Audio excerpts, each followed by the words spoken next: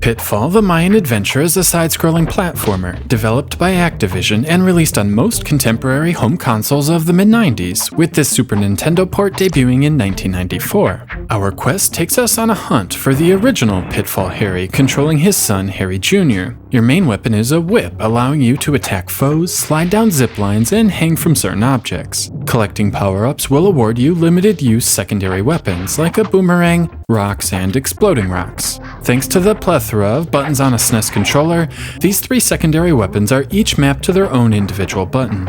I've owned Pitfall: The Mayan Adventure on the Sega 32X and Atari Jaguar, and I'm not personally a fan of the game. This Super Nintendo port doesn't really sway my opinion. Something about the controls has always rubbed me the wrong way. They are responsive enough, but inputs will be ignored if Harry Jr. is currently in the middle of some other action, so if Harry Jr. is in the middle of a whip action, you can't jump or change directions until it's complete. Many may not even notice this or just get used to it, but it has bothered me for the better part of 10 years. The second issue I have is with the enemy placement.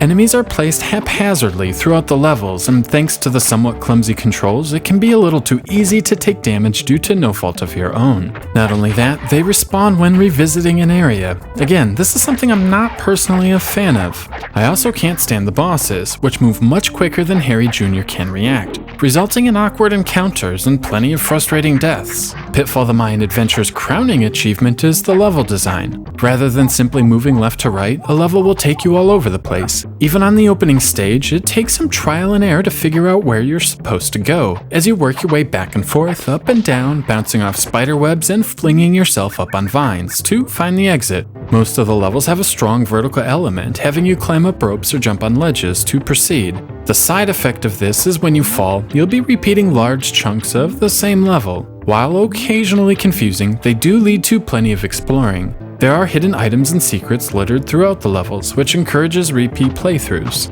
There are also areas hidden in the background, which essentially doubles some locations. The idea of exploring the foreground and background is fairly innovative, and easily the highlight of the game. Still, there are surprise moments when you'll die simply because you didn't know what was ahead. It doesn't happen all that frequently, but enough to warrant a mention. As a whole, Pitfall's level design is a step ahead of the flood of generic platformers of the day. Graphically, Pitfall: The Mayan Adventure seems to be held back by the nature of it being a multi-port release. In fact, I'd venture to say this looks very much like a Sega Genesis game, with high contrast sprites and plenty of dithering. Still, I do find the visuals appealing. All of the enemies and Harry Jr. are well animated. There are multiple layers of parallax scrolling, giving a nice sense of depth, and despite being artificially limited, the color selection does a great job setting a dark tone for the adventure. It's sort of like Tomb Raider in some ways. Pitfall: The Mayan Adventure's music also seems to be held back by its multi-platform release. While it's certainly not offensive, the compositions are very basic, with few instruments playing at once, and are generally forgettable.